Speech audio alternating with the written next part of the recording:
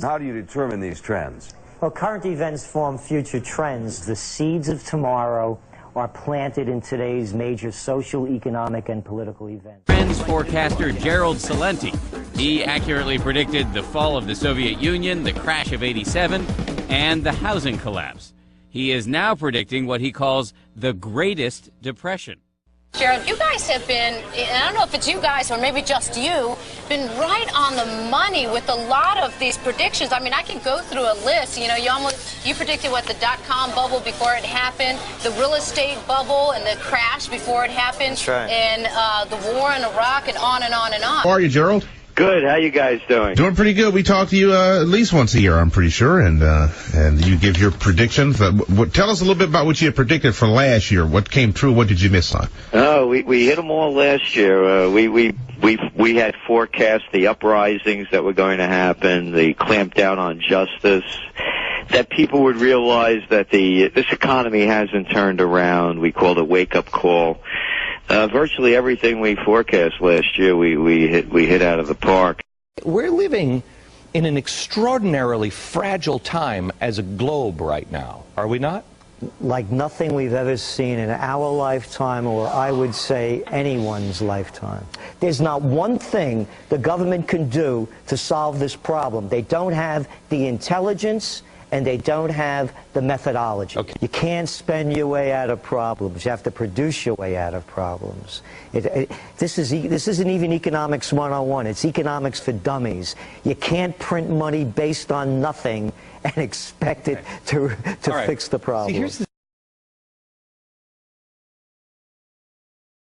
We're going to go into a depression that's going to be worse than the Great Depression. You actually believe that there's going to be a revolution, food riots, tax riots. It's going to get that bad? It's going to get that bad. When people get hungry and desperate, things get ugly. And I'll tell you something else why it's going to really get ugly. Crime is going to go to levels we've never seen before. My saying is, when people lose everything and they have nothing left to lose, they lose it.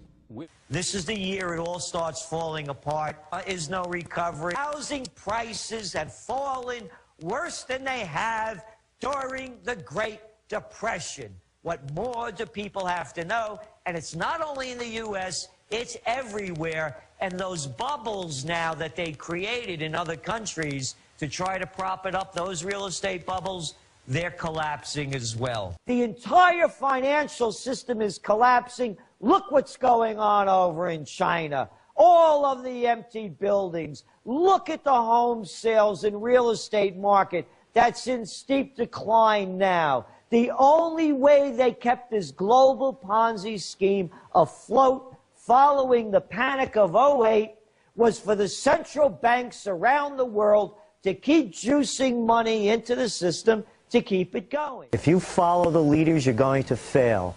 We're going into this, you better learn how to fight for your survival in intelligent ways. We're going into the Greatest Depression. It's going to be worse than the '29 Depression and the '30s Depression. Why? Back then, most people didn't own homes. There was no such thing as a home equity loan. Back then, people didn't have credit cards. There weren't $14 trillion in debt. Back then, we had trade surpluses. We had budget surpluses. You're going to lose your pensions. You're going to lose your benefits. There's nothing there. Economic martial law. I'm warning people, as I've said, I've been having difficulty getting my money out of the bank, and people are emailing me every day and telling me of their problems as well. So again, I don't give financial advice. You know my motto, think for yourself. All I'm saying is that the whole European system is collapsing. We saw that phony bond sale the other day, the last 2 days in Italy.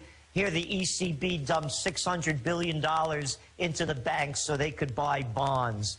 So this is collapsing. I believe they're going to call an economic martial law. This is the year it all starts falling apart. Battlefield America is being put in place, I believe, to take care of the economic martial law, because just imagine if the nation shuts down, the chaos that we're going to see. And from the martial law, the economic martial law. And so things are being put in place. During during this time of Christmas, let us all remember that the only time Jesus Christ, the Prince of Peace, became angry and violent is when he picked up a whip and drove the money changers out of the temple. And that's a fact. And that's what's going on now. The money changers are in control of the temple. They're controlling everybody's lives. And they're driving this country into ruin. The technocrat takeover. And again, it's fascism. The merger of state and corporate powers. Let's stop calling them technocrats. Who's in Italy? Mario Three-Card Monte. Who's over in Greece? Greece, the cradle of democracy. Here's to you, democracy. We just put in a technocrat. Papademos, where's he from? Oh, this cat actually, he did a stint with the Federal Reserve. You mean Mr. Salenti? Both of those guys are bankers? That's right. The money changers have taken over the temple in Athens, the temple in Rome, and of course the temple in Berlin, in Paris, the U.S., everywhere. It's not a technocratic takeover. It's the end of the for democracy that they've tried to tell us that we have, and it's fascism. Capisce? Let's call it what it is, Mario Monti. You should know. It's happening everywhere.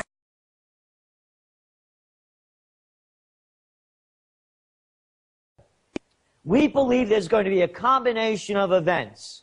One on the geopolitical front, something going on with Israel and its neighbors, and something going on with Iran and Syria, ganging up against those two. I'm saying this because it all ties back into the money.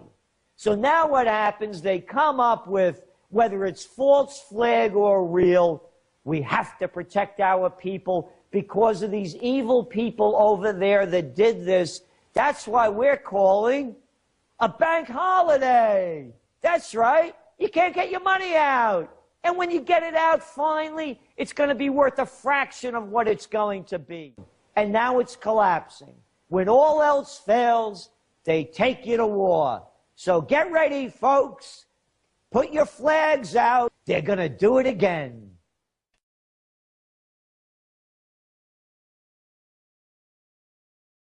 It's time we bring the manufacturing back and deal with each other, do business with each other, rather than doing it with the Chinese, with the Indonesians, with the Vietnamese, and the rest.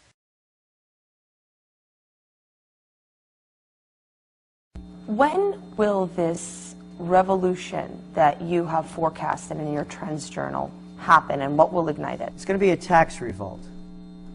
We're going to start seeing a tax revolt. They used to say to us, you know, we agree with what you're saying, but can't you write about something positive?